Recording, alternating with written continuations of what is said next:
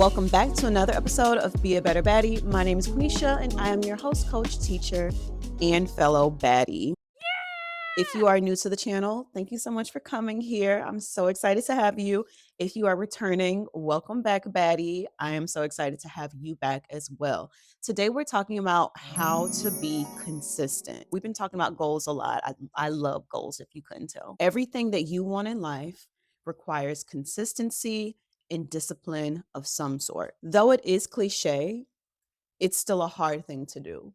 It is still a hard thing to maintain discipline and consistency, especially if it's something that's not necessarily embedded in you from a young age. So, the thing that is going to help you achieve your goal in 2025 isn't the list of goals that you created, it isn't the vision board, it's the work behind the goals that you set. It is the promise to keep showing up for yourself.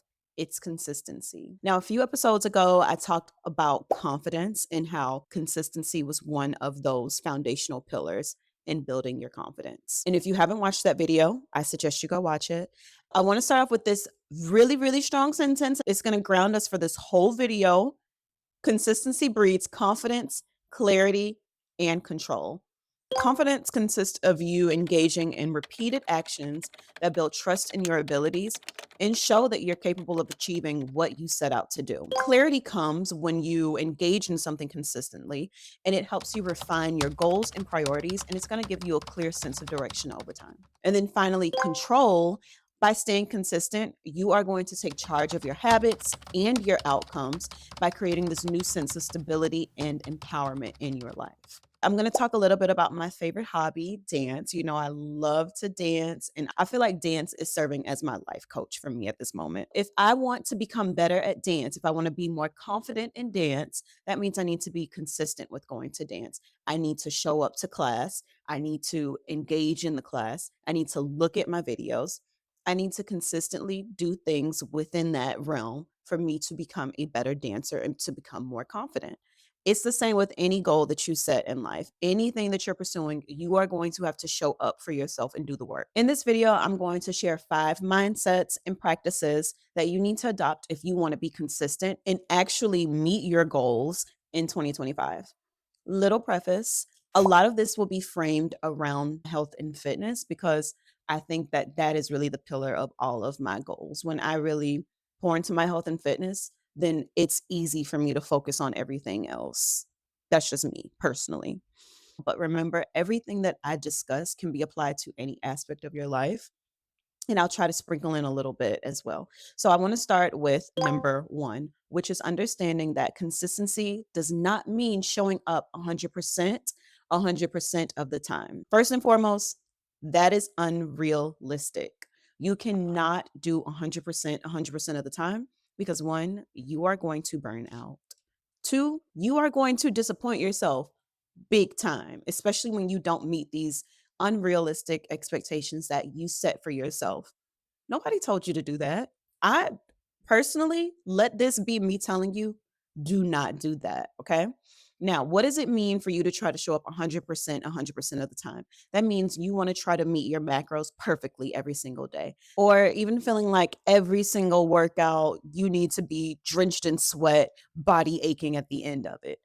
That is not how you approach your goals, and that is not how you become consistent with anything. You are allowed to have off days. And it took me a long time to come to understand that as well. It comes with age. As you age, you learn more, okay? The lessons are sealed into the brain. It's okay for you to have off days. Not only is it okay for you to have off days, you should have off days. Think back to the last video. I said that I am going to schedule days off every month of work just to take a break because if I don't take the break, I will break. That's just it. And by the way, I did take off a day for February already. So giving myself a pat on the back for that. I'm already trying to plan what I'm going to do for that day just to do something fun on a weekday. The reason why a lot of us don't want to take off days is because we don't see a purpose in them. But I guarantee you there is a purpose. The purpose of your off days are to rest, restore, and reflect. Rest, restore, and reflect. When you take an off day from working out, you're able to physically rest, restore, Your body is not being put under stress for that particular day. Working out is stressing your body out. So you get to restore your body, your muscles get to kind of relax, do their thing, and you get to reflect. I actually didn't feel good doing that move the other day. Maybe I don't want to do that. Or maybe I need to practice doing that move.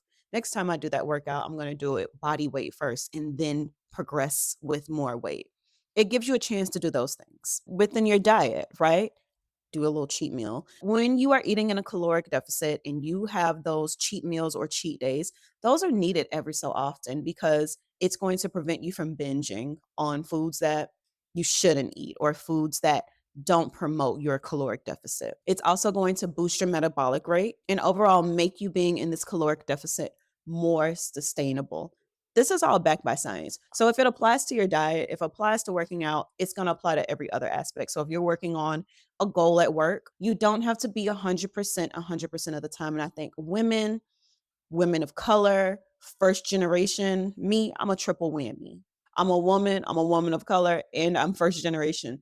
So you always feel this constant pressure to always be on, always do it right, because you have so much pressure. You have so many eyes on you. You have so many people depending on you.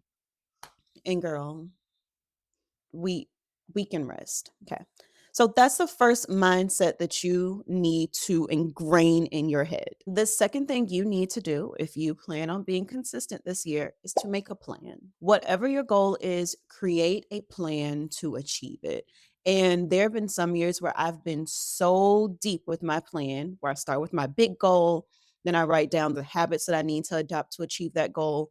Then I talk about the daily actions that I need to do to achieve that goal, and so on and so on. You can be that deep, or it can just be writing down your workout plan. I personally write down my workouts. It could be me going on ClassPass and signing up for the class, and then I also add it to my calendar so I know it's on my calendar. This is a result of me already having these systems built in. I know that I will look at this paper when I work out.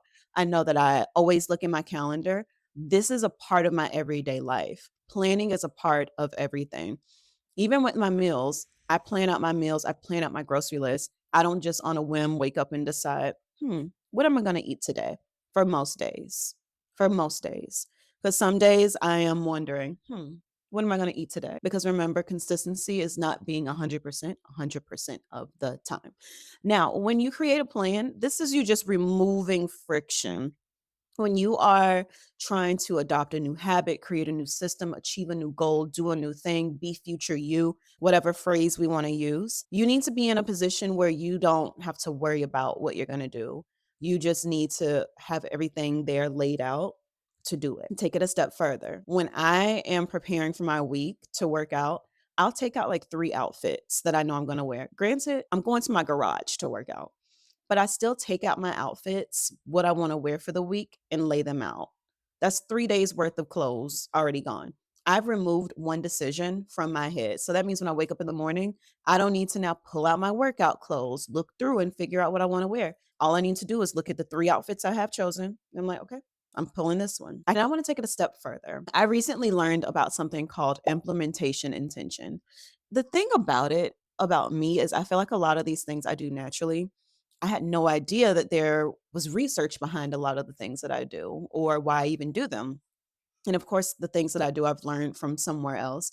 But the fact of knowing that there's actual research behind some of the practices that I've just adopted over time is mind blowing. And actually, it makes me feel awesome. So, implementation intention is basically this self regulation tool that bridges the gap between the goal that you want to achieve and the actions that you perform. And it uses an if then framework. So, you use these if then statements to pre decide what you're going to do in a particular scenario. If my goal is to drink more water, my statement would be if I finish my cup of coffee, then I'm going to have a full glass of water. It's more so automating things for you, getting rid of that decision fatigue. So when you think about things that you want to do, I told you I'm going back to working out. If I don't work out in the morning with my planned workout, then that day I still need to hit 10,000 steps and do some type of workout with my 5 pound dumbbells because I obviously didn't feel like working out that day. So I'm just do something little. It could be a 10-minute workout, just doing some upper body stuff. just to get a workout in. Even your worst workout isn't a wasted workout. So plan your day, make a plan, make a contingency plan, and keep going with that. Remember, everything doesn't need to be balls to wall. Now, this third one just may be fitness related, but diversify your workouts, diversify your meals, at least for me. Though I know that you have to be consistent, fitness and nutrition can be boring, especially when you are pursuing a particular goal.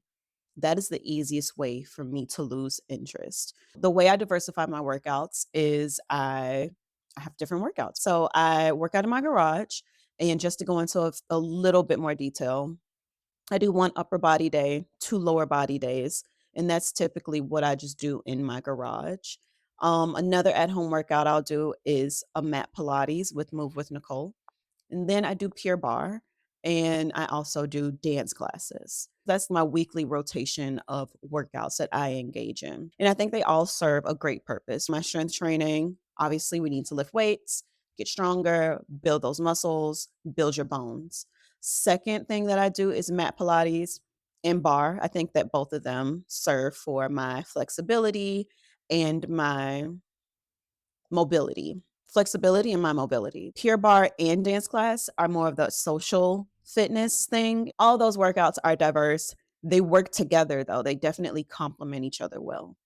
In terms of my meals, I need to have diverse meals. I cannot eat the same thing all the time. And there are times when I'm literally just like, I just want some shrimp, some rice, some broccoli, and call it a day. I don't want to eat anything creative. And there are times when I'm like, I need a curry chicken. So, how can I track that? And it's going to be very difficult and it probably won't be tracked accurately, but I'm going to track it as best as I could. So, that's just me. I need diversity. I need to shake it up every once in a while because I get bored easily and I need to keep things fresh so that I'm always craving it and I will always pursue it. That could be a personality flaw. I don't know because it definitely doesn't sound like it could work in other aspects of my life, but I'm doing okay. The fourth thing that you are going to do if you are ready to be consistent and achieve your goals this year is track your progress. I've talked about trackers so many times. I love trackers. It is the educator in me. Humans love to see patterns. Let's go back to elementary school again.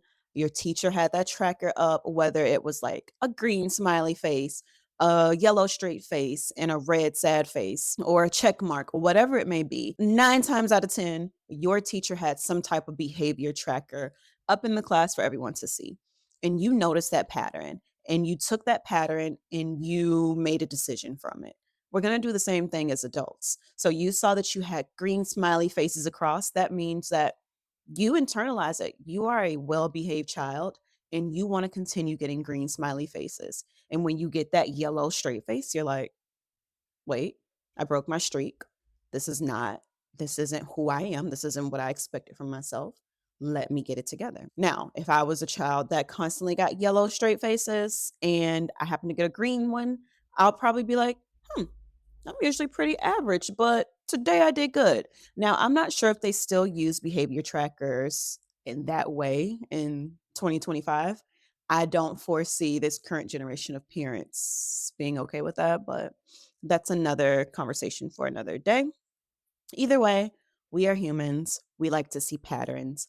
That was an example of a tracker. Now, the reason I love trackers allow you to monitor your progress over time, which in turn is going to serve as a source of motivation for you. And you know, motivation is not easy to come by in these days. So let's pretend we have a fun goal. Let's pretend that our goal is to try 100 different types of cheeses by the end of the year. I guess there are 100 types of cheeses. I don't know. But let's say that that's our goal. You have this tracker and you are writing down the cheeses that you tried and you're rating them. This is going to serve as a motivation for you because you're like looking at all of the different cheeses and you're like, okay, I need to try this one. So that means when you go out next time, you are going to fish for a different type of cheese to make sure that you can add to your tracker. Duolingo and other apps do a great job of this. You're on a streak and you don't want to break that streak. So you do your Duolingo practice, whether it's 5 minutes, 2 minutes, you make sure you get on the app. Again, because I'm going to go back to the top of the video, consistency does not mean 100% of the time. Every time you get on Duolingo, I know you're not doing what you fully should be doing to fully take advantage of the app. Sometimes doing the bare minimum, and that's okay. The bare minimum can be enough sometimes. So I really appreciate those apps that send those reminders. I love my food tracking app because it sends me reminders to track my food, because sometimes I'm like, oh, I just ate the same thing. I don't need to track it. But it's helpful to go in, track it, see how things are going. The second reason I really love trackers is because they can serve as this nice accountability partner that reminds you, hey, you slacking. You need to get back in the studio. Let me go back to our fun goal of eating cheeses. Let's say that 3 months have gone by and I'm stuck at 47 cheeses and I know I want to try 100. That tracker, and remember, the tracker needs to be visible. You can't have a hidden tracker and expect it to be effective. It's something that you need to have on your wall, your computer, it just needs to be visible for you to see it. If the tracker is invisible, it doesn't serve a purpose. If the tracker isn't something that you visit every day, it doesn't serve a purpose. So that should have been number 1. But let's say you haven't been trying your cheeses. Seeing the time go by and you have not tried new cheeses, that should motivate you to go get some new cheeses, and it should get you back focused on your goal of trying all the cheeses you can try. Another great thing about trackers is that it's going to help you identify those weaknesses. You can see patterns and make those data-driven decisions. So I'm going to go to my food tracking app. When I look at my app for the week and I'm like, I didn't really have that much protein this week, or I didn't have too many carbs this week, or I have way too much fiber. That's why my stomach's been hurting. You can look at your tracker, identify these gaps, and then make a data driven decision to fix it next week. So that means when I look at whatever I did for the previous few days, I can go and alter my shopping list. I can look for something else that I need in my body that, according to my tracker, I didn't get. And then finally, tracking your progress allows you to see your progress and celebrate milestones. This is especially helpful for those long term goals where seeing progress isn't that easy and you sometimes forget, like, what am I even doing this for?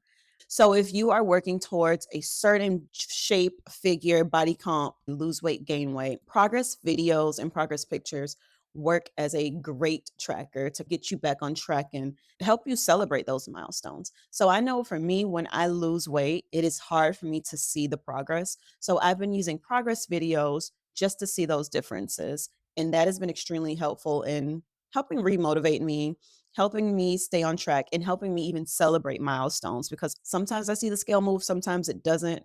But I think the pictures and the videos really tell the story. And finally, the last practice that you need to adopt if you want to achieve your goal in 2025 and finally start being consistent is to prioritize the thing that you are working towards. Now, prioritizing things can look different for everyone. For me, it means doing it first thing in the morning. Others, it may mean doing it as soon as they get off work, whatever your schedule looks like, because everyone has different schedules. Prioritize the goal or the habit or the routine that you want to be more consistent in. I work out in the morning because that means that I am prioritizing doing this thing that's important to me first thing in the morning.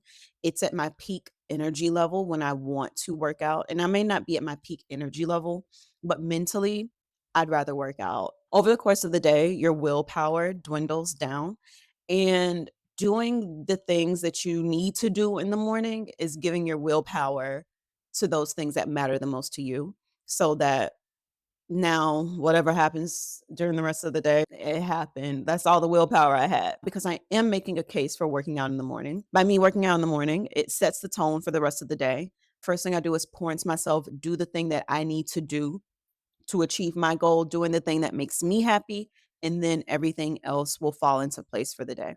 However, it's not always the case that I can wake up and work out in the morning.